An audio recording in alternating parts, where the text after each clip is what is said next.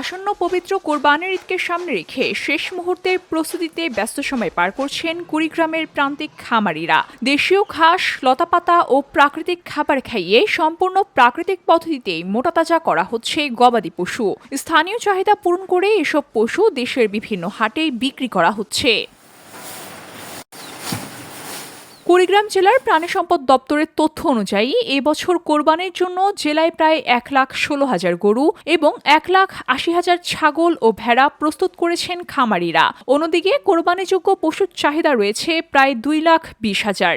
জেলার 16টি নদ নদীর অববাহিকায় গড়ে ওঠা 4 শতাধিক চরাঞ্চল সহ প্রায় প্রতিটি গ্রামের বাড়িতেই রয়েছে কোরবানির যোগ্য গরু, মহিষ ও ছাগল। এসব পশুকে দেশীয় ঘাস, লতাপাতা ও প্রাকৃতিক খাবার দিয়ে পরিচর্যা করছেন খামারিরা।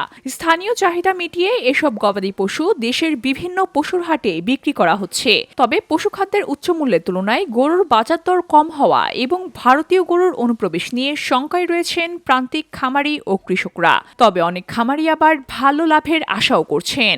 আমি এই খামার করার আগে যে বাড়ির ঘর ছিল ওই ঘরে 2টে গরু দিয়ে শুরু করেছিলাম। এখন 2টে গরু থেকে 1 বছরে আমার ছোট বড় এখন 11টা গরু আছে। এবার কোরবানি ঈদের জন্য 5টা গরু গিয়ে করেছিলেন। 5টা গরু 2 দাঁত করে আছে, বিক্রি করার জন্য পাইতেছি 5টা, আর বাকি গরু কিছুদিন পরে বেচবো। কোরবানির সময় 3টে গরু ছিল, একটা বেচাছি 1,30,000, একটা বেচাছি আর 2টি আছে। মোটামুটি এবার গরু বেচে লাভ হচ্ছে আমার। আমরা এখন সামনে কুরবানি, আমরা এই মহিষগুলো বিক্রি করব। এই মহিষটার দাম দেওয়া হয়েছে 6 লক্ষ টাকা। এই মহিষটার দাম দেওয়া হয়েছিল 5.5 লক্ষ টাকা। ওই যে পাশে একটা মহিষ আছে, ওই মহিষের দাম দেওয়া হয়েছিল 4.5 লাখ টাকা। আমরা এই সামনে কুরবানিতে বিক্রি করব। আপনারা যদি কেউ কিনতে চান তাহলে যোগাযোগ করবেন। আমার এখানে 9টা গরু আছে। আমরা 8টা গরু এবার কোরবানি ঈদে ছাড়বো।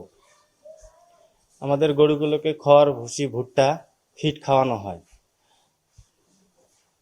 ফিডের দাম যদি একটু সরকার কর্তৃক কমানো যেত তাহলে আমাদের গরুগুলো তো ভালো লাভজনক হইতো। স্থানীয় প্রাণী সম্পদ দপ্তর বলছে, খামারিদের পশুখাদ্যে অবৈধ ওষুধ ও কীটনাশক প্রয়োগ ঠেকাতে তারা নিয়মিত কার্যক্রম অব্যাহত রেখেছে। আর বাজারে চুরি, ছিনতাই ও আইনশৃঙ্খলা রক্ষায় প্রশাসনের সহযোগিতায় নিয়মিত বাজার মনিটরিং করছেন তারা। আমাদের ডিপার্টমেন্ট থেকে আমরা যেটি করছি যে আমাদের খামারিদেরকে আমরা গরু যাতে সুস্থ সবল থাকে এবং তারা যাতে স্টেরয়েড বা অন্য কোনো গ্রোথ হরমোন ব্যবহার না করে সেদিকে আমরা আমাদের কর্মী যারা রয়েছেন প্রাণী সম্পদ অধিদপ্তরের মাঠকর্মী এবং আমরা নিজেরা গিয়ে তাদেরকে সে সকল পরামর্শ দিচ্ছি এবং তারা আগামী কোরবানির হাটে তাদের গবাদি প্রাণীগুলি যাতে সুস্থ সবলভাবে এবং বিক্রি করতে পারে সেই প্রচেষ্টা আমাদের রয়েছে। VOD Bangla news desk.